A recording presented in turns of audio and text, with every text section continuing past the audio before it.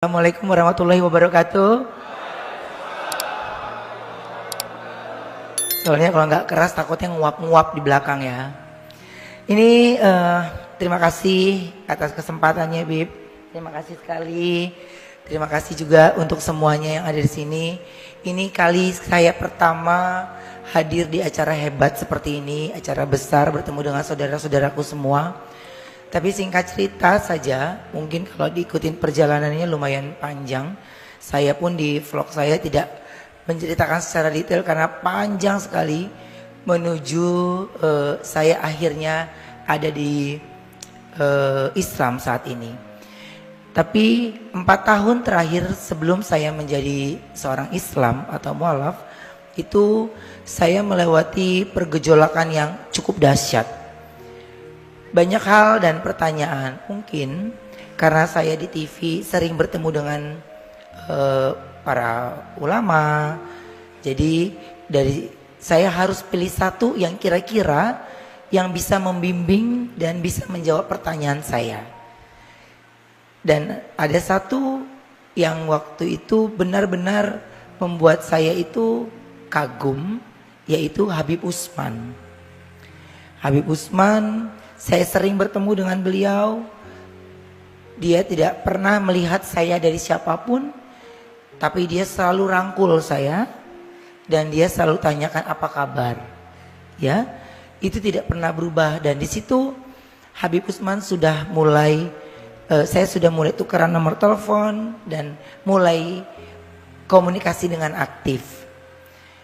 Ketika pada saat saya lagi haus pertanyaan dan ingin bertanya, Habib Utsman tidak pernah yang namanya tidak membalas sama sekali.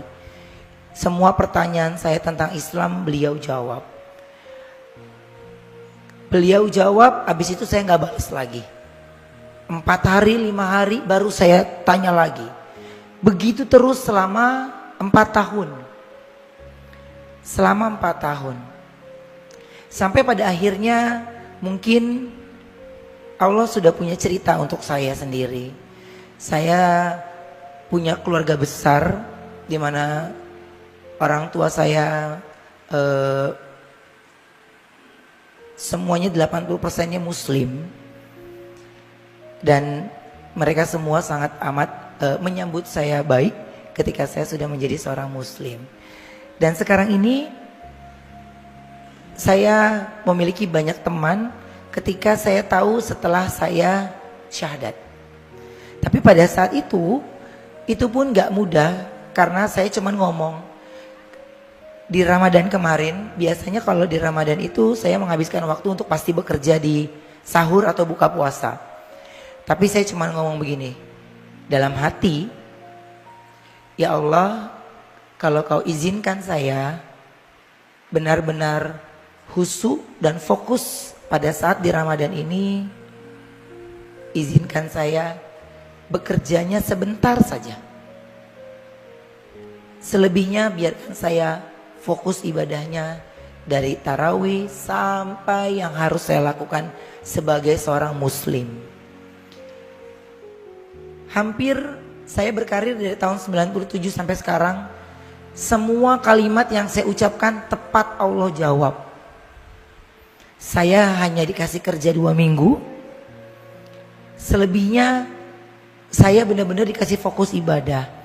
Jadi ketika saya upload di sosial media, saya menjadi seorang Muslim, sebenarnya saya sudah duluan. Tapi saya baru upload dengan tujuan saya biar fokus ibadahnya. Karena kalau ketika itu upload, pemberitaan ramai, nanti diganggu dengan pemberitaan-pemberitaan, ya. Jadi saya mau fokusnya, ya Allah, saya mau fokus ibadah di Ramadan ini. Jadi Allah jawab itu semua dan semua dari ridha Allah dikasih tanpa ada halangan satupun. Dan Masya Allahnya saya berjalan pada saat itu saya cuma bilang gini, pada saat saya mualaf, saya bilang sama Habib Utsman, Bib, saya sudah siap. Lalu Habib Utsman memilihkan saya hari yang baik. Ada 2 tanggal yang saya pilih, akhirnya salah satu tanggal itu yang saya pilih. Bahkan ketika saya memilih tanggal tersebut, satu pun dari tim manajemen saya nggak saya kasih tahu. Teman-teman sekitar saya, mereka hanya curiga saja, tapi mereka tidak tahu karena tidak ada statement dari mulut saya sudah muslim. Tapi pada saat itu, di hari itu, saya bawa manajer saya dan orang kantor saya itu untuk mendampingi saya untuk syahadat. Di rumahnya Habib Usman, di tempat itu saya benar-benar khusyuk banget sesuai dengan apa yang saya kepingin. Saya ingin ya Allah menggunakan baju putih. Karena pada saat itu saya selalu ada aja ketika di satu kerjaan yang mengharuskan warna ini, tapi saya bilang ketika saya memutuskan saya syahadat, saya maunya menggunakan baju warna putih.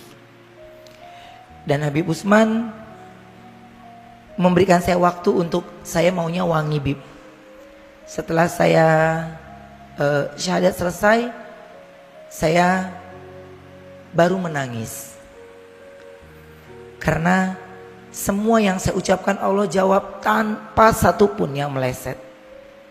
Saya cuma bilang, perkataan saya ketika saya masuk Islam dan tidak ada embel-embel hati marah, kesal, benci dengan apapun yang terjadi sama saya sendiri. Tapi saya cuma bilang, ya Allah, saya ikhlas. Satu kata yang buat saya itu pendek, tapi kalau kita lakukan dengan baik, saya cuma ucap, ya Allah, saya ikhlas. Gak ada lagi hati saya marah, kesal, atau tidak percaya diri. Semuanya Allah mudahkan. Bahkan pada saat itu minim sekali yang tahu, hanya tim kecil saya. Di sini saya tetap, ini tempat pertama saya juga untuk saya datang bertemu dengan saudara-saudaraku di sini. Saya juga bawa abang di sebelah sana. Abang itu yang selalu mendampingi saya dari saya pertama kali menjadi seorang muslim. Beliau tidak pernah berhenti memantau dan terus mengajarkan saya sholat.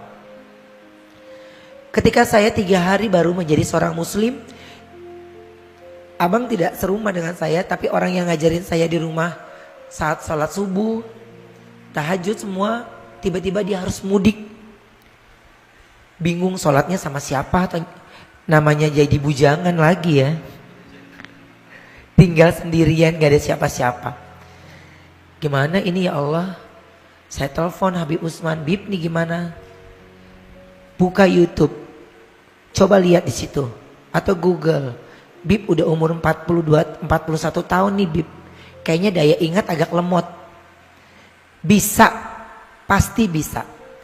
Karena pada saat saya mau sudah mau syahadat sama Habib, satu pertanyaan saya yang terlewatkan. Bib, tunggu dulu. Bagaimana saya sholatnya? Saya ingin sholat yang sempurna. Bacaan yang sempurna.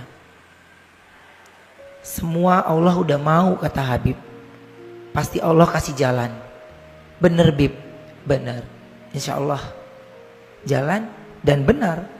Ketika saya 3 hari baru menjadi seorang muslim, saya ditinggal karena harus mudik.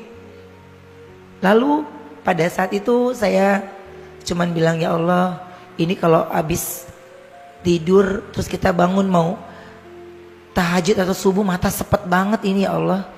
Ini gimana nih Mak? Berat ya. Terus kena lampu. Saya mengandalkan daya ingat saya sendiri. Insya Allah pasti bisa. Saya cuman taruh. Saya cuman bilang, ketika kita sepenuhnya percaya, pada saat itu saya sholat sendirian. Tapi pada saat saya harus, apa yang saya lakukan pertama, saya cuma Allahu Akbar. Punggung saya itu seperti ada yang menepuk. mengarahkan saya dari ruku sampai saya tahajud, sampai saya sujud.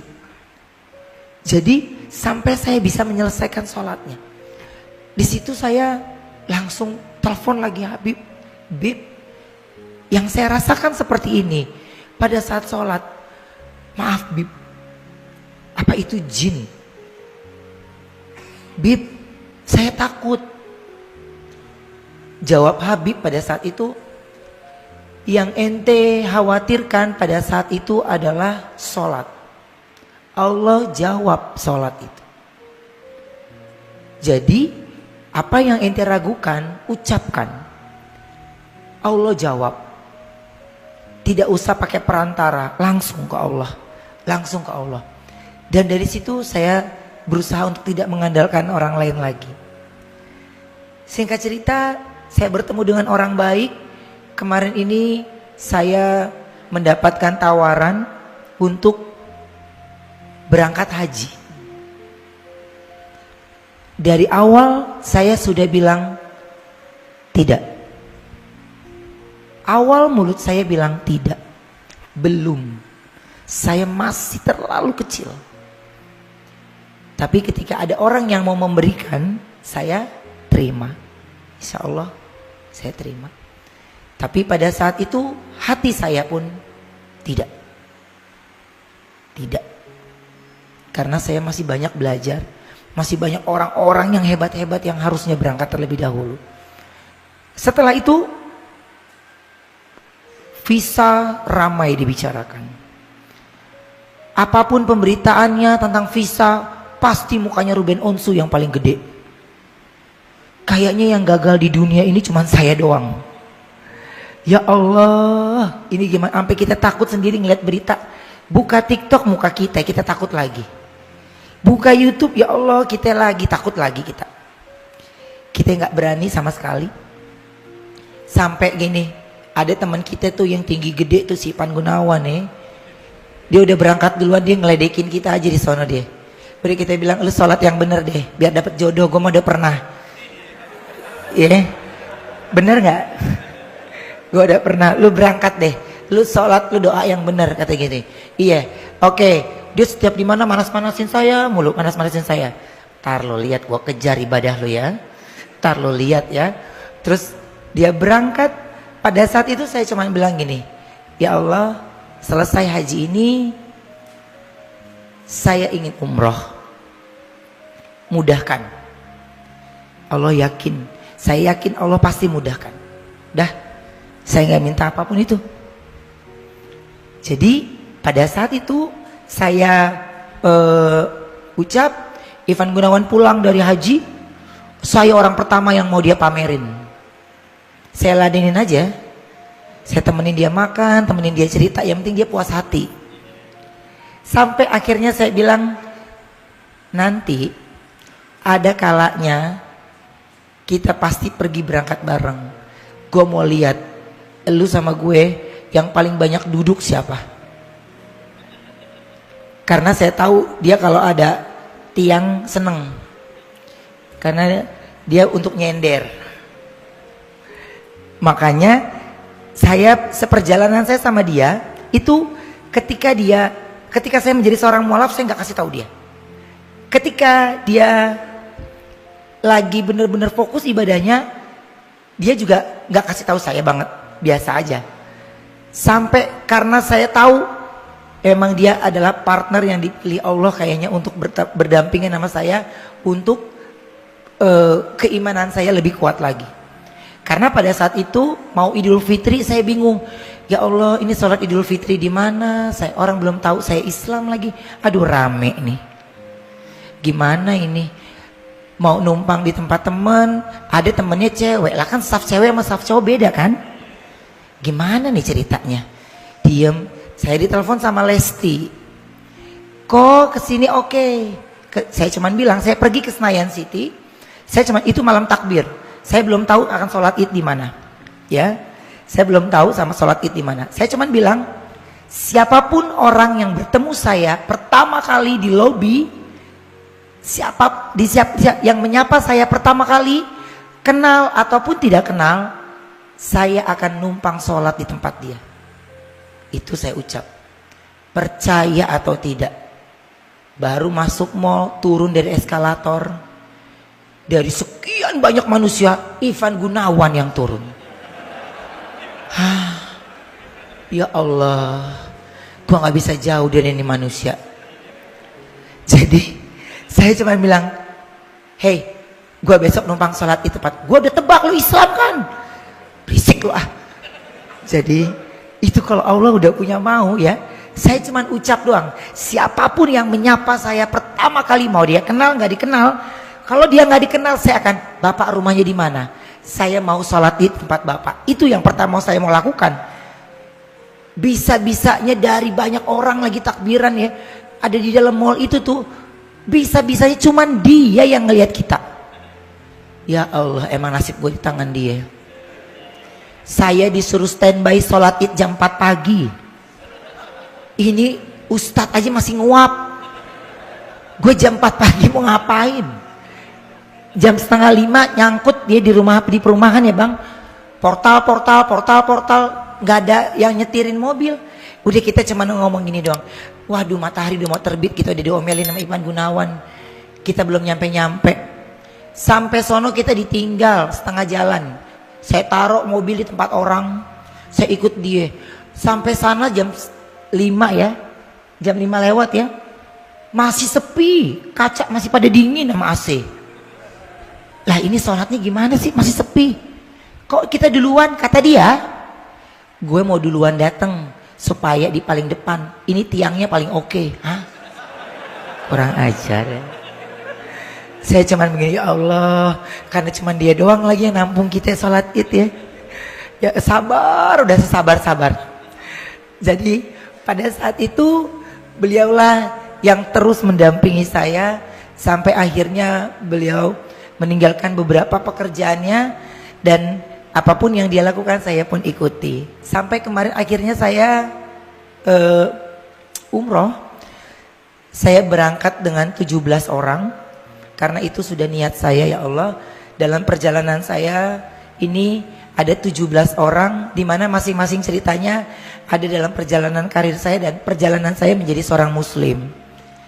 Saya berangkatkan, Allah izinkan, tapi banyak sekali kata-kata di kuping saya, wah ini susah loh, ini susah loh. Gak lah, sama Allah mah, kalau kita minta mah pasti dikabulkan. Amin ya. Ini kuping banyak, nanti begini loh, nanti begini. Saya banyak ditakut-takuti, Saya sholat lagi. Terus ada berangkat lagi, mau berangkat umroh. Kita ada sholat subuh dulu di bandara. Saya makin deg-degan, akhirnya saya telepon travelnya pesawat jam 9. Saya subuhan di rumah aja. Saya mantapkan lagi dari rumah. Mantapkan lagi, berangkat. Semuanya Allah kasih mudah. Sampai akhirnya di Madinah. Allah mudahkan lagi. Saya di Masjid Nabawi langsung. Ini balik badan Masjid Nabawi. Masya Allah. Ini gimana sih maunya nih Kak, ngerti kita. Saya langsung buru-buru mandi, sholat. Sampai Masjid Nabawi. Hari kedua muncullah ada orang bertemu dengan saya. Pada saat sholat itu saya bingung, itu pada ngapain pada di situ. Asisten nggak tahu pada kemana, pada mencar. Kita seorang diri di Masjid Nabawi, cuman ngeliatin doang. Tapi tiba-tiba Masya Allahnya ada orang yang ngasih air di gelas langsung. Oh ini namanya air zam-zam. Saya kasih. Saya cuman bilang itu apa? Ada yang nganterin. Saya nggak ngerti caranya kan. Bagaimana caranya mengambil itu benar-benar nggak ngerti. Benar-benar ada rasa takut, deg-degan sendiri. Tapi saya yakin nggak dikasih nyasar. Hari kedua saya di situ bertemu dengan orang yang hebat banget. Saya entah dari mana. Dia merangkul saya. Dia menggunakan bahasa Inggris. Saya bilang cannot. Saya nggak bisa bahasa. Takutnya saya berharap saya bahasa Inggris nggak bisa, ntar malah salah arti ya.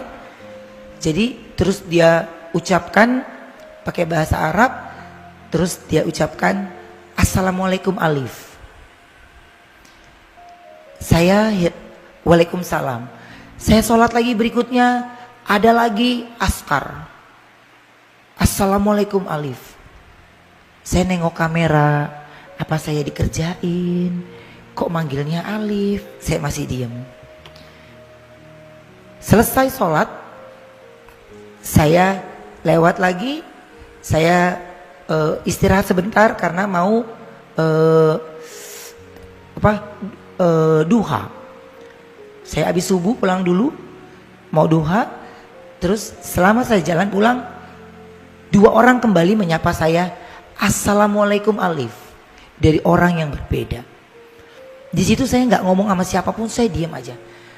Saya tidak bahas itu melalui sholat saya. Tapi ketika saya sampai di Mekah, saya cuman bilang, apa yang orang bilang susah, pasti Allah mudahkan. Pasti Allah mudahkan. Ya Allah, sudah sejauh ini saya, pasti Engkau mudahkan. Saya orang manusia tinggi gede, kita cuma sekecuil. Gak ada apa-apanya, kegeser juga mental 2 meter. Ya. Ketika saya bilang, ya Allah, saya harus sampai di sana. Harus sampai di sana. Tadinya megang kamera, gak ngerti gambarnya ya, intinya. Saya jalan terus, Masya Allahnya, Allah mudahkan. Saya langsung cium Hajar Aswad, tapi saya bingung doanya apa. Ya Allah, lupa yang saya mau minta apaan ini. Saya cuman ngucap apa gitu. Sampai ya Allah sekali lagi ya Allah sekali lagi sekali lagi baru tuh yang saya mau tuh semua terucap. 2 kali tuh nggak ada satupun, alhamdulillah saya nggak sama sekali ditarik sama askar. Yang ketiga baru saya ditarik sama orang yang gede-gede bangetnya. Saya cuman bilang ya Allah, Allahu Akbar. Saya baru nengok ke belakang, manusia tinggi gede, kita sedengkulnya dia kayaknya.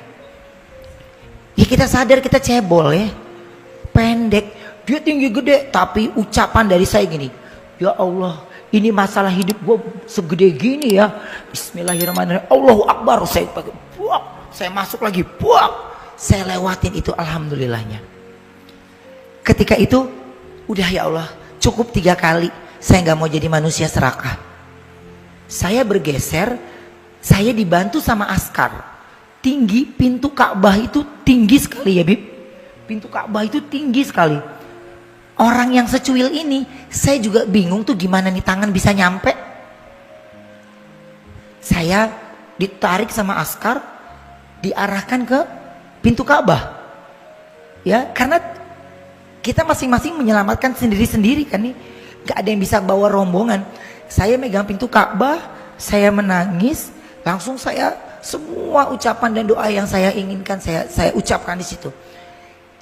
Saya berhenti ketika ada suara di kuping saya itu berucap jelas sekali di kuping saya, jaraknya tidak jauh, jelas di kuping saya. Assalamualaikum Alif. Dari situ saya baru sadar betul. Dan saya turunkan tangan saya. Di situ baru saya mengingat dari awal saya di Madinah sampai saya di Mekah, semua bahkan di kuping saya pun Assalamualaikum Alif. Disitulah saya baru menangis. Saya merasa tidak sendiri karena saya sudah andalkan Allah semuanya. Terakhir kali sebelum saya tutup malam hari ini, singkatnya hari itu saya harus kembali, tapi saya masih dapat Jumatan di Masjidil Haram. Saya cuman bilang, ya Allah, dari saya tahajud sampai nanti saya pulang nanti Isya, karena setelah sholat Isya saya baru menuju bandara.